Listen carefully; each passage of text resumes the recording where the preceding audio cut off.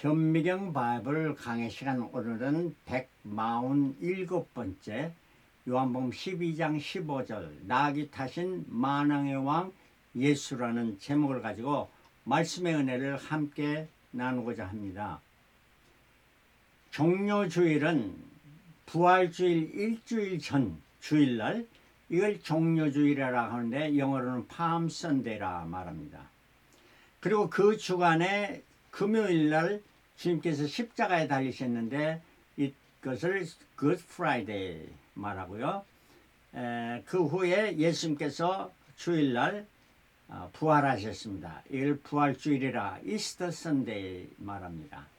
이 종료주일에 예수님께서 두 제자를 택해서 저 이웃마을에 가서 나귀를 끌고 오라니까 순종해서 가서 나귀를 끌고 메인 나귀를 끌으려고 부르니까 주인이 왜 그러느냐 하니까 주께서 쓰시겠답니다 말하니까 허락해줘서 그 나귀를 끌고 예수님께 와서, 그것도 나귀 새끼였습니다. 그리고 예수님께서 그 나귀를 타고 예루살렘의 성에 입성할 때 많은 무리들이 나와서 길에서 그 길에 종려나무 가지를 펴면서 호산나 구원하소서 이렇게 외치면서 예수님의 그 무리들이 예루살렘 성으로 입성하셨던 것이 바로 종료주일입니다. 이 사건이 요한복음 12장 13절에 말씀해 주는 사건인데, 이게 바로 종려나무 가지를 가지고 맞으러 나가 외치되 호산나 찬송하리로다 주 예수의 이름으로 오시는 이 곧 이스라엘 왕이시여 하더라 이러면서 종료주일을 맞이하게 됩니다. 예수님께서 나귀 새끼를 타신 왕으로 오셨습니다. 왜 그러셨을까요?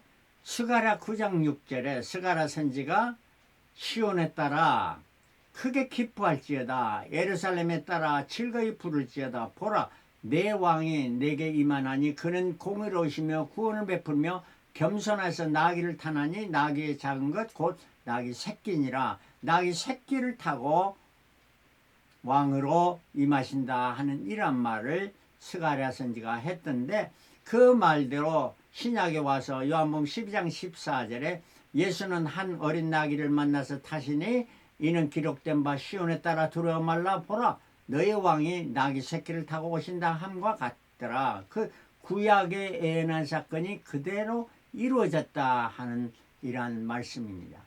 왕이 나귀 새끼를 타고 입성하신다, 참 이해가 되지 않죠. 말 타고 이렇게 오셔야 되지 않겠습니까? 예수를 태운 나귀, 사람을 태워본 적이 없다, 한 번도 태워본 적이 없는 그런 새끼 나귀. 이 새끼 나귀는 얼마나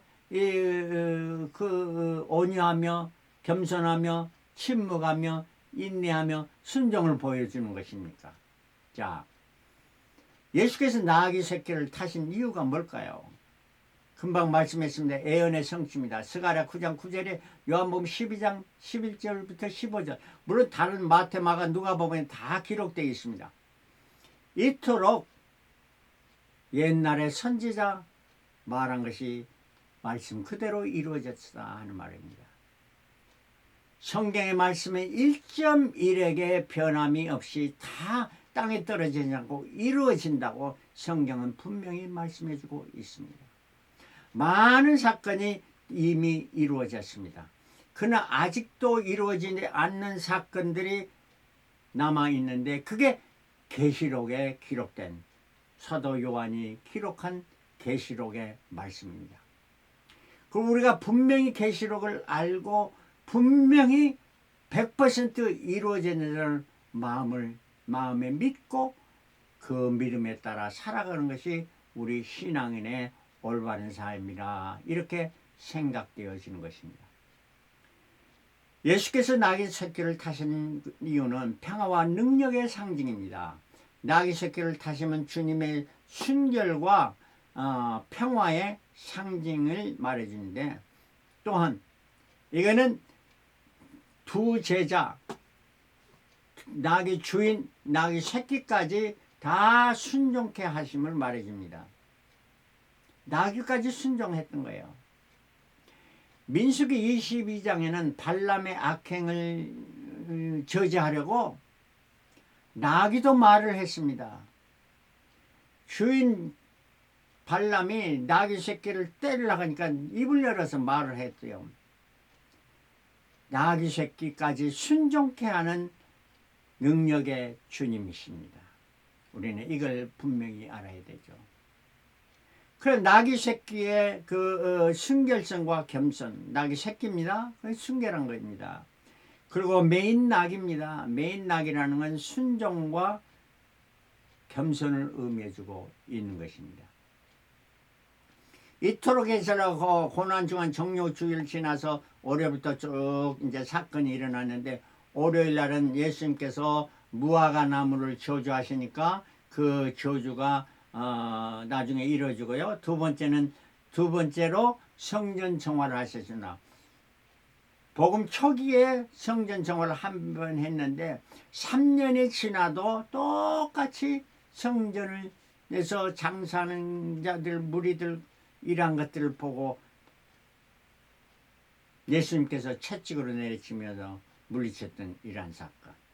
그 다음에 화요일 날은 무화과 나무 저주했던 그 나무가 죽어서 뿌리까지 다 말라버렸어요.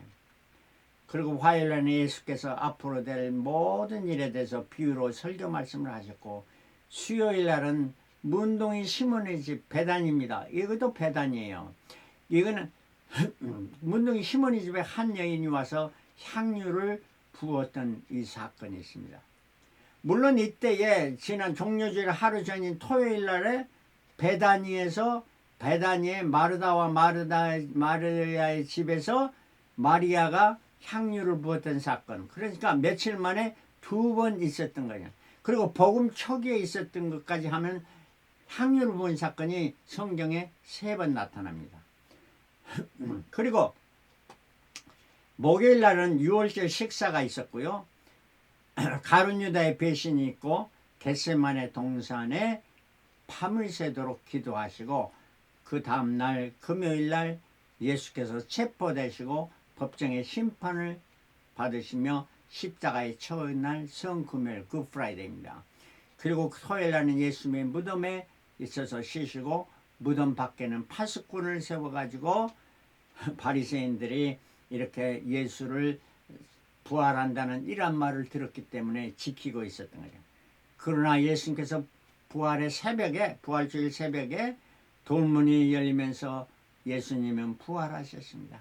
이 부활의 사건이야말로 그리스도인의 가장도 획기적인 감격의 사건이고, 예수 부활이 우리의 부활이 되어줄 수 있는 그러한 사건에 확신을 주는 예수님의 부활입니다.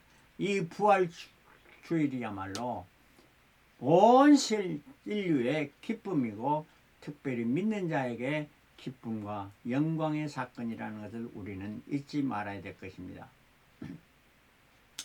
자, 이게 초림의 주님의 사건이었습니다.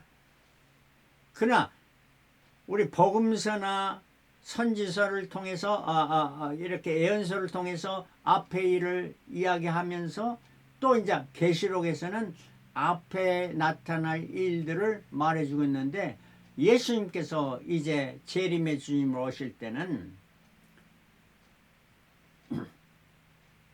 그렇게 새끼 나귀를 타고 오시지 않고 백마를 타고 오십니다. 물론 구름 타고 오실 때도 있죠. 지상에 나타나실 때도 있죠. 백마를 타고 오실 때도 있죠. 부활의 사건이 재림의 사건이 3번 나타난 겁니다. 부활에 한 번에 쫙 와서 다 끝내버리는 게 아닙니다. 예수님의 참 거처는 천국이시며, 사건에 따라서 이 땅에 오셔서 일을 행하시고, 또 천국에서도 일을 행하시고 들어가서 다시 이 땅에 와서도 자기의 행해야 할 일을 행하신 것을 볼 수 있는데, 첫 번째 재림은 공중재림입니다.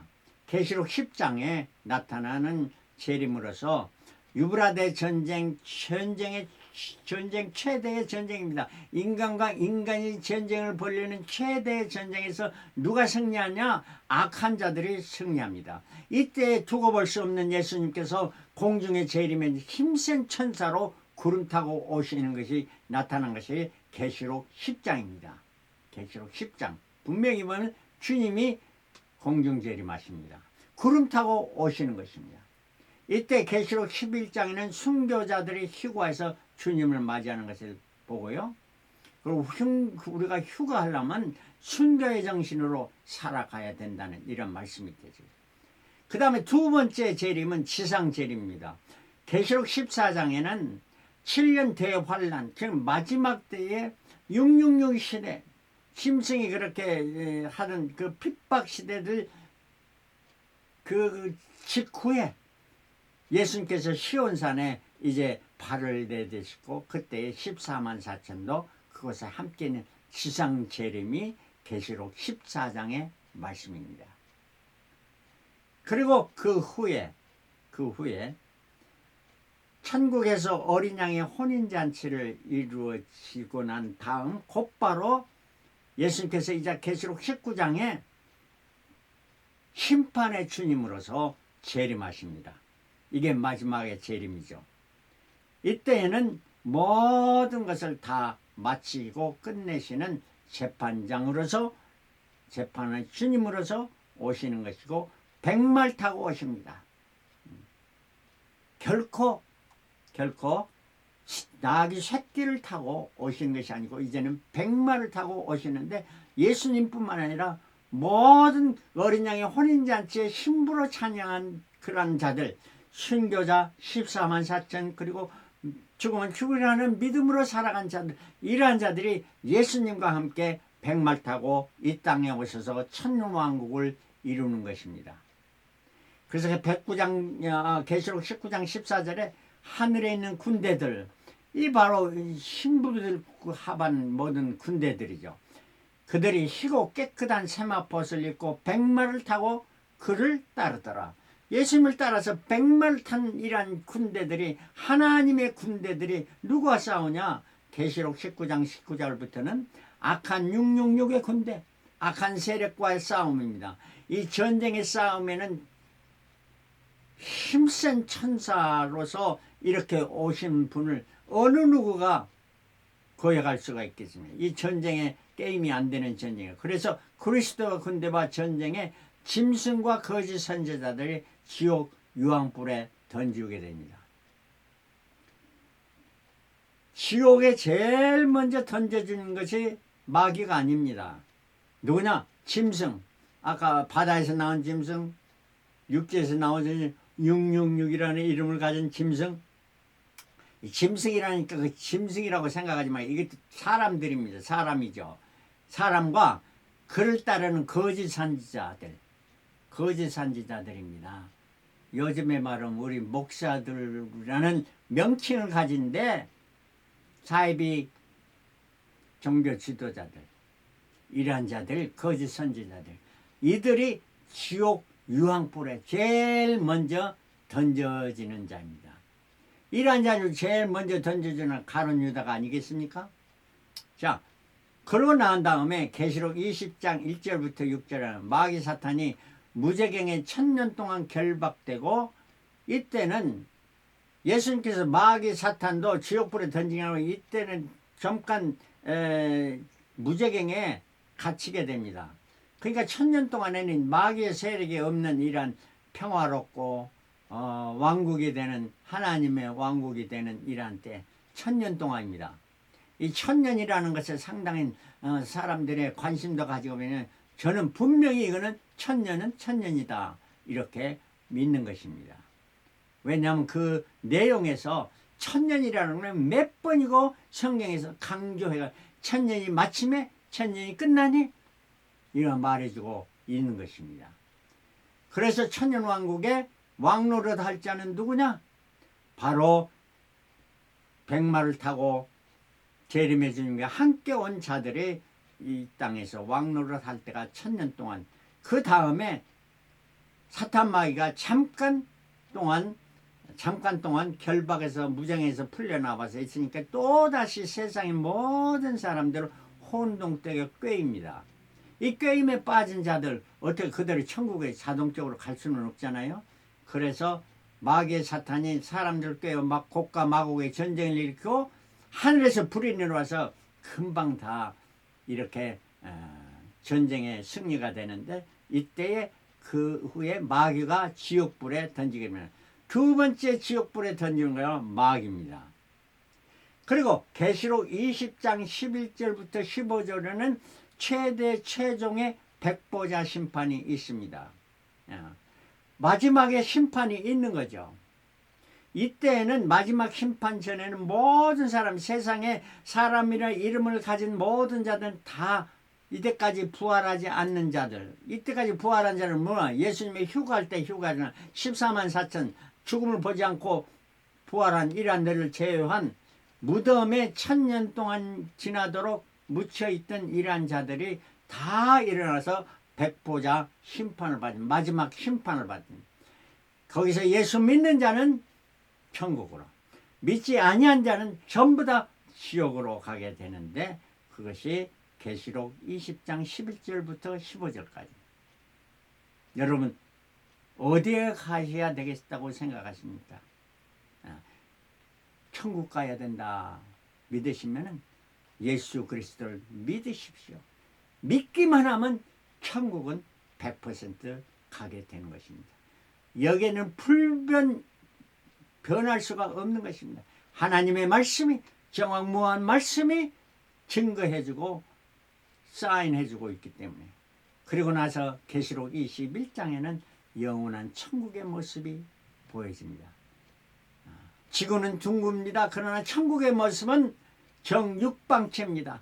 똑같은 길의 정육방체의 모습이고 엄청 큰 모습, 그 안에 모든 천국의 시민들이 살게 되는데, 이것이 천국의 모습 계시록 21장.